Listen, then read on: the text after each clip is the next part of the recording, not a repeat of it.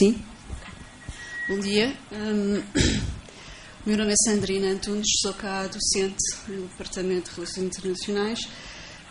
Eu gostaria de colocar uma pergunta à mesa, ou seja, não é dirigida a ninguém em particular, é meramente também mais uma reflexão do que propriamente perguntas com respostas concretas.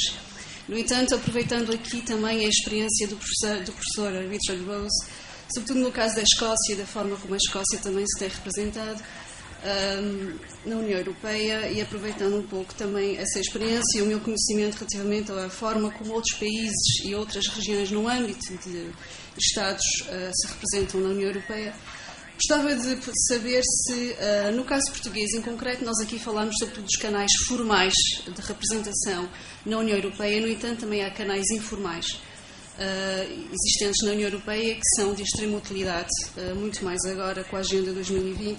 E estou-me a referir mais em concreto em gabinetes informais de representação da sociedade civil, enfim, em geral, incluindo dimensão económica e não só, que têm estado muito presentes na União Europeia, que têm tido um papel fundamental na articulação e na definição de interesses regionais e interesses nacionais a serem defendidos na União Europeia.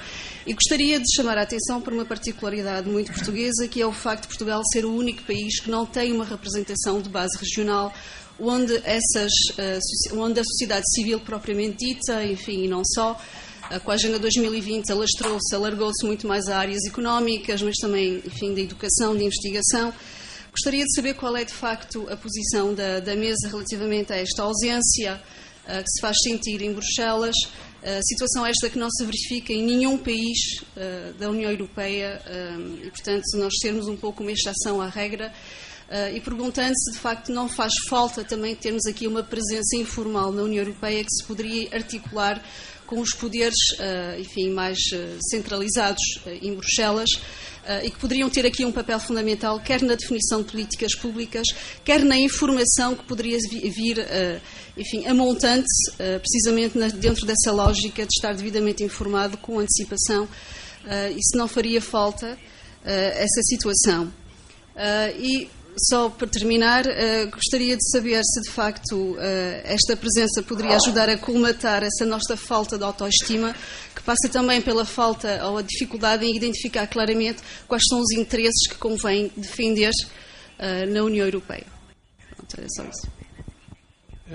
Bom dia, Manuel Caldeira Cabral.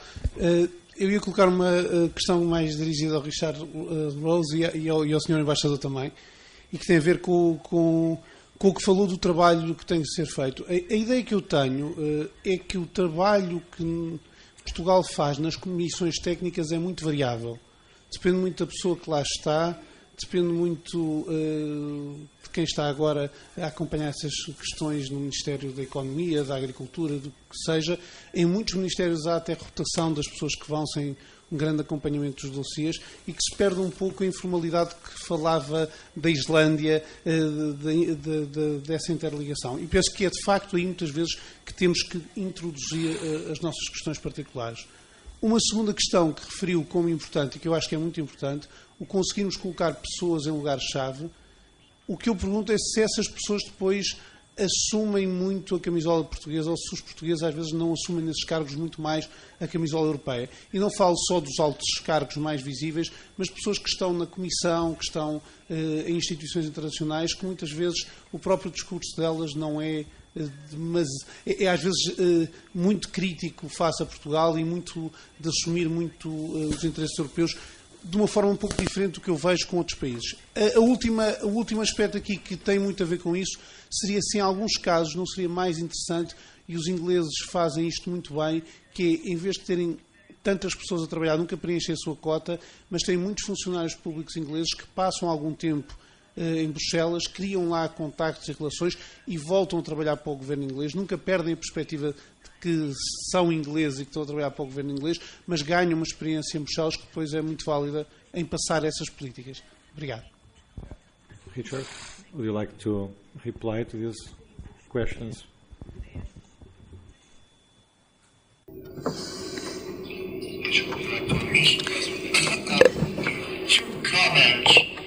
Dois comentários. Em primeiro lugar, relativamente às regiões e aos referendos na sociedade civil. Há duas formas de representação funcional, que pode ser pessoas velhotas, pais solteiros. Portugal é um Estado bastante central. A Alemanha é muito regionalizado. Eu acho que a Alemanha tem representantes regionais a mais em Bruxelas, porque é uma multidão.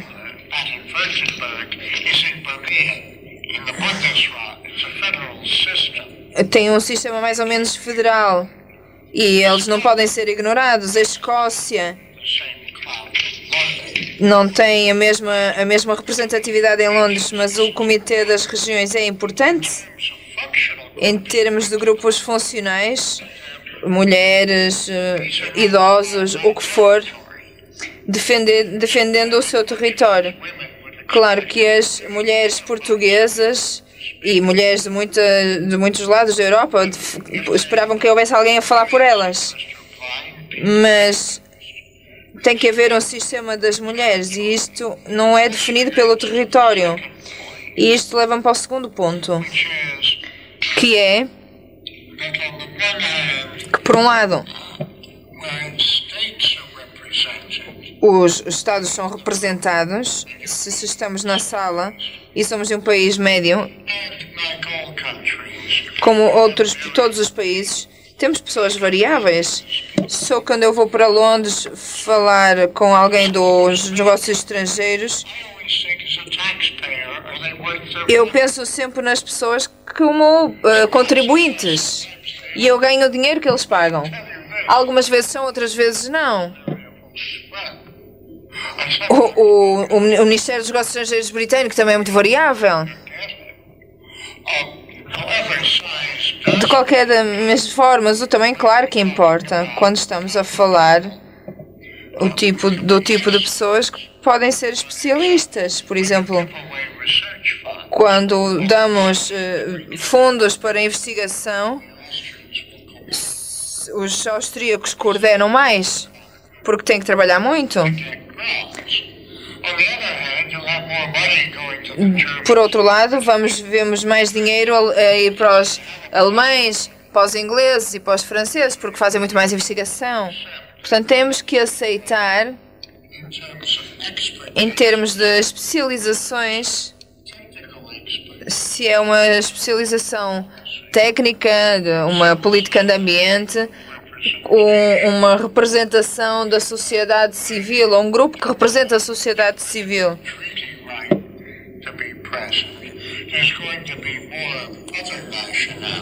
Vão ter outras nacionalidades. Eu sou um dos 8 fundadores do Consórcio Europeu para a Reinvestigação Política. Há 8 de nós na sala. Em Nova York, há 45 anos atrás, haveria milhares e não havia portugueses. Portanto,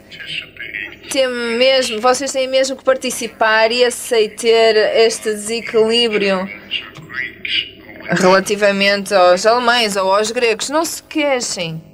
Não se queixem.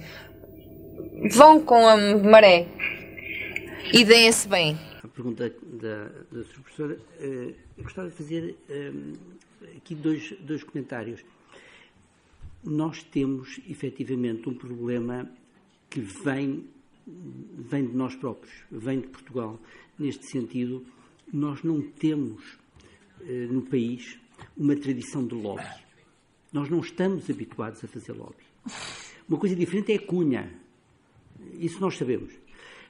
Mas o lobby organizado, o lobby corporativo, é muito incipiente em Portugal. É muito incipiente. E isto depois traduz-se também em Bruxelas. Ou seja, é recente a nossa experiência de lobby organizado em Bruxelas. Há alguns sectores que o fazem bem já há algum tempo, mas são alguns, são limitados. Outros sectores económicos têm estado ausentes de Bruxelas de uma forma organizada, sistemática. Portanto, é muito variável e é fundamental. Porque em Bruxelas, como em Washington, as coisas funcionam muito na base do lobby. O lobby não é negativo per se, nem é imoral, permito umas aspas. Não, o lobby é uma atividade regulada, regulamentada, perfeitamente defensável de um ponto de vista, repito, moral, entre aspas. E temos que entrar neste jogo. Porque o lobby quer dizer o quê? Quer dizer o representante, por exemplo, de um sector económico português, falar atempadamente com o funcionário subalterno da Convenção e dizer que é preciso um novo standard para este produto, ou para este serviço, qualquer coisa. Isto é o lobby, que depois leva, eventualmente, a uma proposta legislativa daí a muito tempo, ou não. Ou, pelo contrário, o lobby é dizer a um funcionário: olhem que eu sei que a Comissão está a preparar isto é uma desgraça para esta indústria. Se vocês vão aplicar isto, vocês vão beneficiar esta indústria na Índia. Isto é o lobby organizado, está a ver? E nós, de facto, não temos uma experiência nacional. E, portanto, aí nós temos realmente uma inferioridade. Mas em relação à regionalização, não é condição sine qua non. Não é condição sine qua non o país estar regionalizado para defender os seus interesses regionais. Podem dizer que é mais fácil, que as pessoas talvez estejam mais motivadas, não sei. Depende, acho que é um pouco uma opção já política, mas não é necessariamente assim. Agora, é preciso que quem nomeia as pessoas exija resultados e acompanhe o trabalho. Portanto, há aí, de facto, uma menor atenção de Portugal a essa atividade informal, que é muito importante, de novo, a montante, para não deixarmos tudo para as decisões do Conselho, onde depois a nossa intervenção é mais difícil. Em relação à questão que levantou, eu estou de acordo consigo. A minha experiência é de que o nosso trabalho nas comissões é muito variável. E falo de comissões técnicas, depende de facto muito das pessoas, da competência das pessoas, da capacidade linguística das pessoas, mas de novo, não tem a ver com o tamanho do país. Se calhar tem a ver com o número de pessoas capazes para intervir, mas não é por serem portuguesas que vão ser menos escutadas. Nestas comissões técnicas, muitas vezes reunidas pela Comissão, se a pessoa for um técnico capaz, respeitado, é tão ouvido se for português como alemão. Não há aí uma grande diferença. Portanto, o que nós nos temos que preocupar é com a preparação das pessoas e com a atenção, que é um pouco o que dizia há bocadinho o professor Baldur Thorhaldsen, o political will, quer dizer, que empenho é que o ministro quer dar àquela matéria, que depois tem que traduzir, que pessoa vai enviar para lá, que acompanhamento ele vai exigir. Tem a ver com o political will e com a capacidade. Em relação à colocação das pessoas, compreendo o que quer dizer, mas eu digo-lhe 100 vezes um português do que uma vez um alemão, um italiano, um austríaco, etc. Por mais desnacionalizados que sejam, eu prefiro. Porque estão mais sensíveis, porque os portugueses sabem quais são os nossos problemas. É mais fácil o contacto. Eu também tive algumas más experiências. Uma vez pedi um relatório e eu estava colocado em Lisboa numa posição, enfim, com alguma importância. Precisei de um relatório e um funcionário português que me disse: esse relatório é confidencial, eu não lhe posso dar. E eu só lhe disse: eu sei que é confidencial, mas sei que os meus colegas dos outros países o têm. Portanto, eu não estou a pedir que você o torne público, só estou a pedir que me o dê. Eu não quero... Estas cumplicidades às vezes não funcionam, não é? Mas a vantagem é enorme de ter funcionários portugueses. Há uns que se desnacionalizam um pouco, mas na esmagadora maioria, a ligação afetiva ao país permanece e é muito, muito importante. Portanto, vale a pena, de facto, investir nisso. Em relação àquilo que penso que estava a referir, que são os peritos nacionais destacados, ótimo, magnífico, mas é preciso ter dinheiro para investir. Mas, como diz bem o relatório do professor, o capital europeu, a aquisição de capital político europeu custa muito dinheiro? Custa. Mas quanto é que custa não ter esse capital político europeu? É muito mais caro. E para isso é que o país não tem dinheiro. Nós não temos dinheiro para não ter capital político europeu. Portanto, o capital político europeu é baratíssimo. Obrigado. Muito obrigado a todos. Estamos com 15 minutos de atraso. Certamente iremos ter mais ocasiões ao longo do dia de prosseguir este debate. Creio que o arranque foi excepcionalmente rico e foi uma excelente combinação de perspicácia académica e de sabedoria de experiência feita. Muito obrigado aos três oradores e convidava-vos a juntarem-se a mim num aplauso e num agradecimento aos três.